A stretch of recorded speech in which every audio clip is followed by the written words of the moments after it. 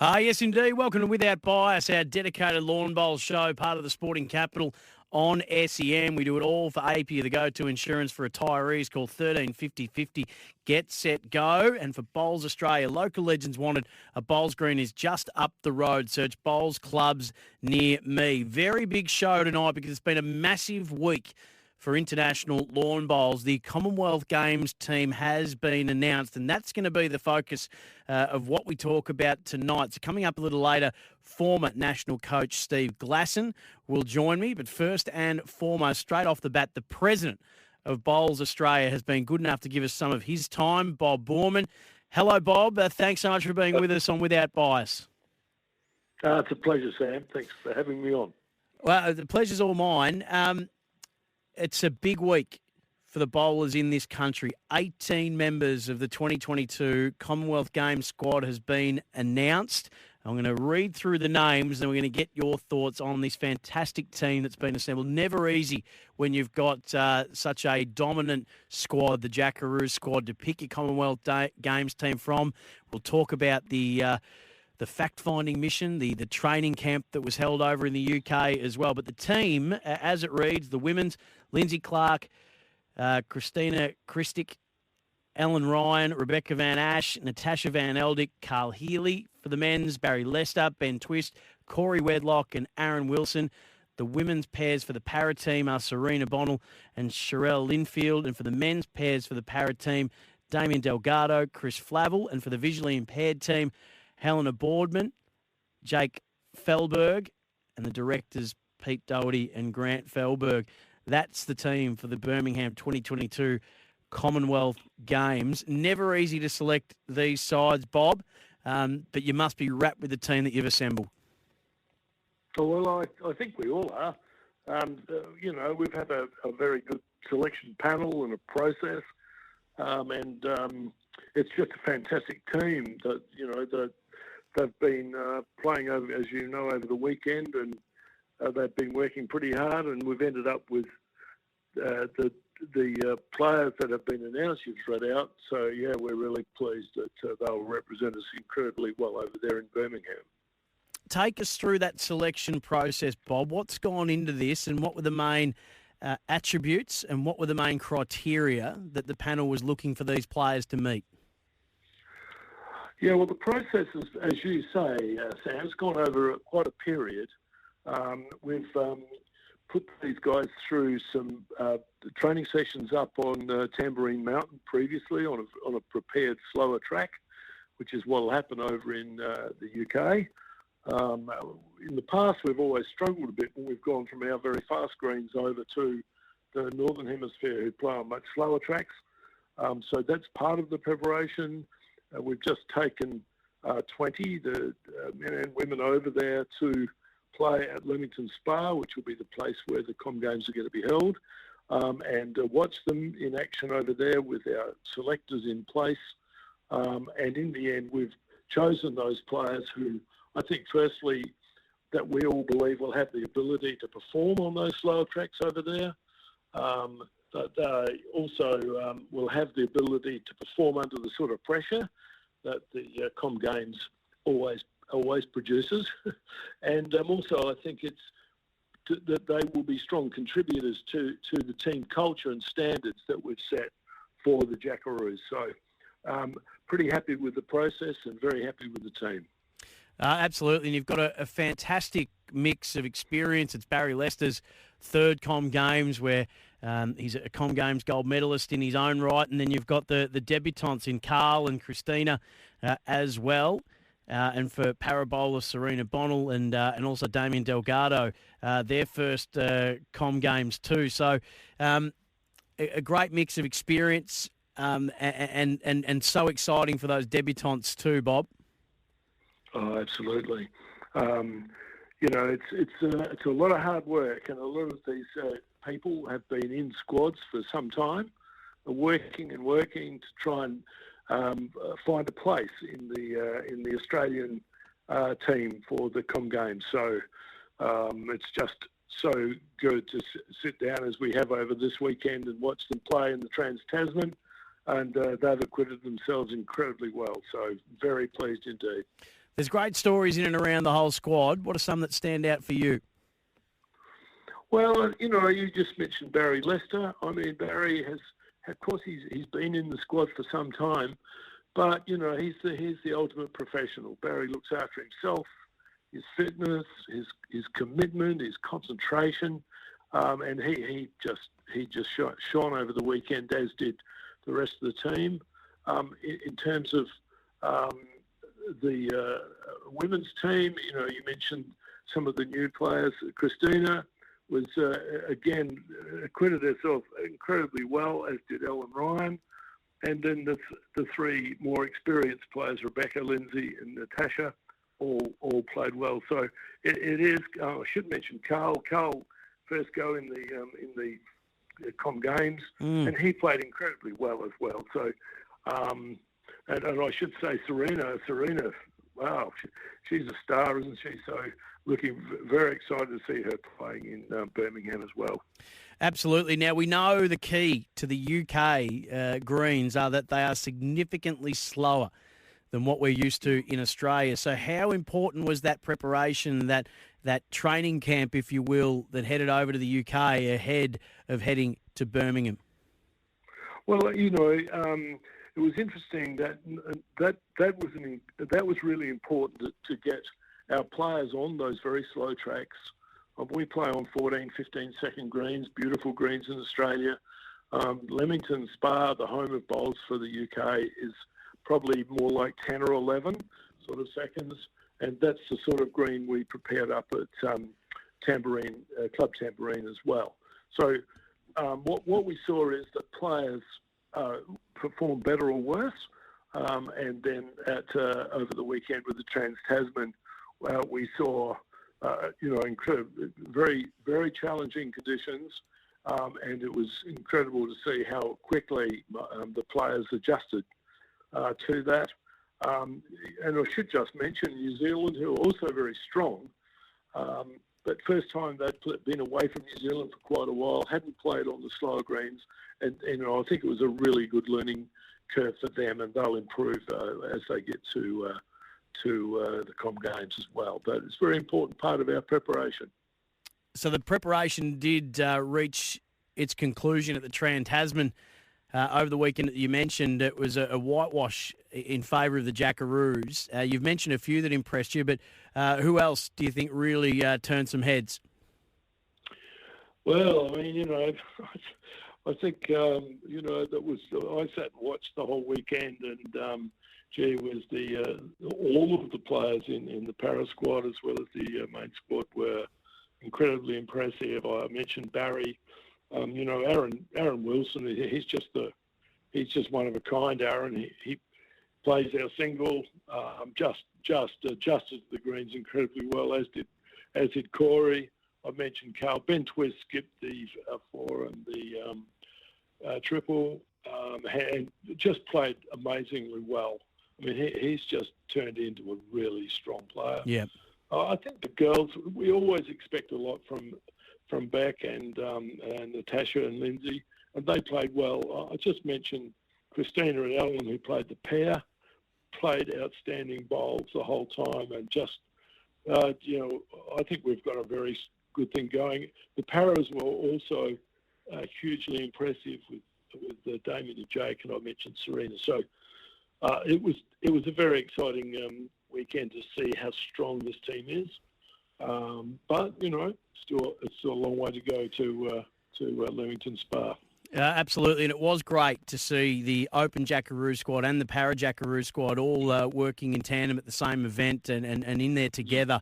That inclusivity and that camaraderie in bowls, I know, is very important to you as the president of Bowls Australia. Just before we let you go, Bob, the Australian Open commences Saturday. This is a marvellous festival of bowls. Broadbeach Bowls Club over the upcoming fortnight. What can we expect, and what are you looking forward to? Well, I mean, this is a record go for us. Over 3,000 entries, so there's a logistical nightmare. But what we're going to see, players from all over Australia. They're not all champions. They're seniors and mixed pairs and all of those. So we're going to see a real celebration of lawn bowls, all ages, playing over the 2 weeks, starting on Saturday. So we just wanted some decent weather, Sam. We'd like to turn the rain off for a while, just bring back the sunshine, but it should be a fantastic event. Never a truer word spoken. Hey, Bob, thanks so much for giving up your time. Really big week for bowls in Australia. Not many more exciting times than when the Commonwealth Game team gets announced. And what a special, special moment for the players that have all been called up to represent their country. 28th of July, the Comm Games starts, and we can't wait for that, and we can't wait to see how our Jackaroos go. We'll speak to you soon. Well done. Thanks a lot for having me, Sam. Thanks. Bye-bye. Bob Boorman, Australian Bowls Australia president. This is without bias. For Bowls Australia, local legends wanted. A bowls green is just up the road. Search bowls clubs near me. And for APIA, the go-to insurance for retirees called 135050. On the other side of this, we'll go to a man that knows full well what's ahead for our Jackaroos when they head over to Birmingham for these 2022 Comm Games. Long-time national coach, now former National Coach Steve Glasson will be our next guest on Without Bias after this. Welcome back to Without Bias, our dedicated lawn bowl show, part of the Sporting Capital on the SEN for APIA, the go-to insurance for retirees, called 135050. Get set, go. And it's all for Bowls Australia. Local legends wanted. A bowls green is just up the road. Search bowls clubs near me. We just had Bob Boorman on, the Bowls Australia president. Really exciting week in the world of lawn bowls. The Australian squad, the team that's heading over to Birmingham to represent Australia at the 2022 Comm Games, was announced today, and always fortuitous to lean into a man that was at the helm of every Comm Games expedition since 2010, no longer the coach of the national team, but a man who is so well versed and so well experienced in all these matters. He's part of the Bowls Australia Hall of Fame. He is an OAM, Medal of the Order of Australia recipient. One of the most respected people in the world of lawn bowls. Steve Glasson's been good enough to jump on. G'day, Steve. Oh, Sam, what an introduction. Thank you very much. I'm very humble, but delighted to be on Without Bias. Thanks very much for the opportunity, mate. Hey, you put the resume together. I just read it. So you know this time of year, or you know this situation very, very well, Steve. As I mentioned, you've been at the helm as a coach since 2010. You've played at Comm Games before yourself. You know what's to await this squad. I'm sure you've had a good look through. What did you make of the team that they've selected? Well, it's outstanding. There's no other way to put it. It is really outstanding. I think the most pleasing part for me is to see a couple of, Comm Games debutants get their opportunity that have been knocking on the door for so long. You've got Ellen Ryan, Christina Christic, Benny Twist, even Carl Healy, these sort of players that, have been knocking on the door in the open division for so long, and to get the breakthrough is fantastic, and I couldn't be more pleased for them. And I just know it's going to be, the memories they're going to have from it, they're going to cherish, and it's just going to be a wonderful life experience for them. And also, of course, a great challenge, but a wonderful life experience for them that they'll look back forever and tell their kids and tell their grandkids. To be in an international multi-sport event is something totally unique when it comes to bowls, and they're just going to love every moment of it. It's going to be fantastic. How'd you find not being the person in charge of putting this squad together for the first time in a long time? Easy question. A lot more relaxed. A lot more relaxed. Look, it really is a tough process to go through for, in particular, players. We always put the players first. They're putting their form up all the time. It's a lifelong ambition to make a Commonwealth Games or a World Bowls, those sort of two benchmark events in particular. But from a staffing point of view, from a selectors and coach point of view, it really is a little bit stressful, because you're surrounded by a squad that is, so gifted, so talented, so dedicated to doing their best. And at the end of the day, you've actually got to deliver some hard news, some news that people don't want to hear. And I found that particularly tough, because you get to know these players very, very well. You know how they tick, the effort they put into it. So to give such elite players, and we're talking about world-class players that haven't been able to make the team on this occasion, to deliver that news is never pleasant. But look, they can hold their heads very high. They have pushed all of these players to the brink and they'll be a big part of Australia's success, not only at this Commonwealth Games, but in future international events for sure. Steve, how impressed have you been with the job that Gary Willis has done since he took the reins from you, a man that knows Commonwealth Games very well himself? He's constructed a really solid schedule ahead of these games with the camp over there. What's your take on the job that he's done so far, especially during the COVID times that we're coming through and out of? Oh, as I say, I'm very relaxed about it. You know, it's been a terrible period really for everybody, but to try and reschedule and change the program and initiate a new program, and not once but many times, and Gary is the guy for the job. There's no doubt about that. You know, it was a no-brainer when I departed that Gaz took over, and he's got my wholehearted support. He's got an excellent team of dedicated and really specific specialists around him. You know, with Karen Murphy as a national assistant coach. He's got Andy Thompson and Ellen Faulkner from the UK involved, and the back of house staff are just tremendous. So, you know, that team, and Gary's the leader of that team, but in unison with them, they've got something very special going. So, you know, I'm really looking forward to Comm Games and seeing what they can bring to the table. And as I say, they'll have my wholehearted support, and you know, I'm going to miss it watching them on TV and performing, but no, they're in just the most exceptional hands, which is fantastic. Steve, you led the team over to Glasgow in 2014 before Gold Coast in 2018. Just talk us through some of the challenges in terms of the terrain. We spoke to Bob just before about just how different the greens are. How key is that preparation to undertake the challenge of getting used to and then being able to execute on the very different greens that they'll be facing? Well, the great thing about Australia is, you know, even through COVID and the Australian, campaign in Commonwealth Games, they're doing everything they can. They just had a Trans Tasman up at Mount Tambourine Bowling Club, where Damien Bartlett, the greenkeeper, has done an awesome job in preparing a UK-style bowling green for their preparation. I'm sure both Australia and New Zealand will benefit from that. They've been to the UK already. I mean, they've squeezed in, you know, a pre-Comm Games tour. They've got a pre-Comm Games camp again over in the UK prior to the games. They're doing everything they can. So I think just that in itself is very good. I mean, you know, the whitewash of New Zealand, and no disrespect to New Zealand because they are, you know, a world-class unit, and for Australia to go out there and have such a great start after the team's just been announced and have a whitewash is a great confidence boost for them.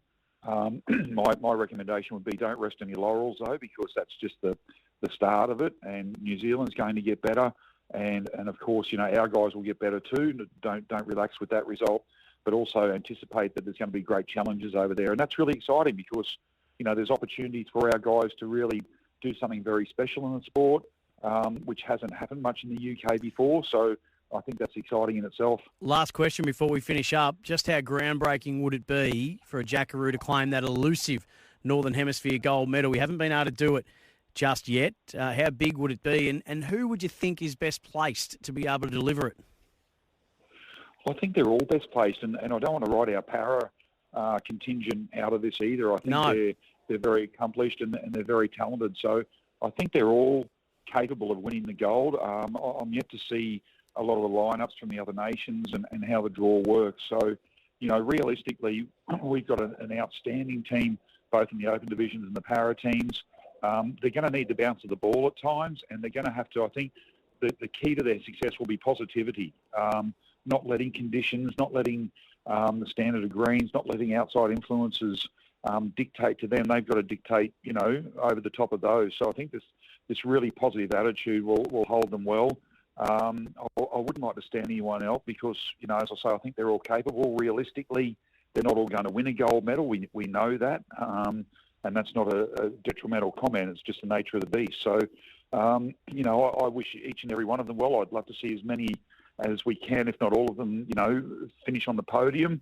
And you know, if we can get 1 gold or 3 gold or whatever, well, that's just an added bonus. And that would be, again, just a groundbreaking moment for the sport. So go get them, Jackaroos. That's all I can say.